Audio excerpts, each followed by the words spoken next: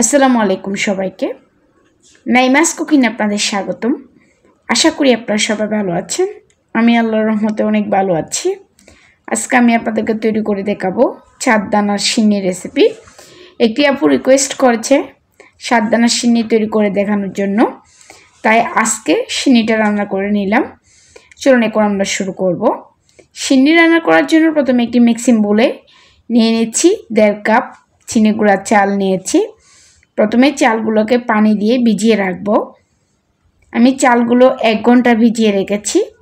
এরপর হাত দিয়ে ভালোভাবে কষিয়ে ধুয়ে পরিষ্কার করে নিচ্ছি।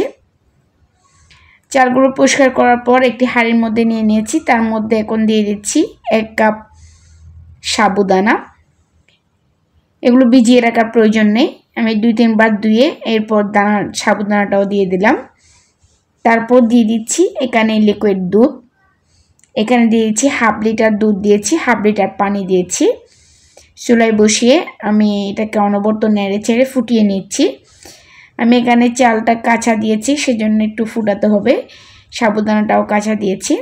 মিষ্টির জন্য দিয়ে দিয়েছি চিনি।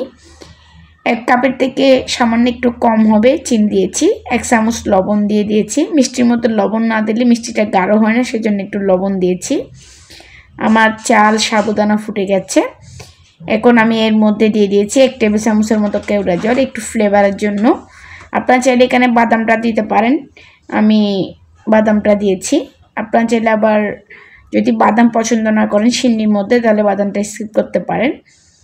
তৈরি হয়ে গেল আমার চারদানার সিন্নি। দেখুন খুব সহজভাবে তৈরি হয়ে গেল চারদানার সিন্নি। আশা করি আজকের রেসিপিটা আপনাদের ভালো লেগেছে।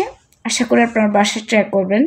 যদি আমার এরকম সহজ রেসিপিগুলো আপনাদের ভালো লেগে থাকে, তাহলে অবশ্যই আমার চ্যানেলটি সাবস্ক্রাইব করবেন।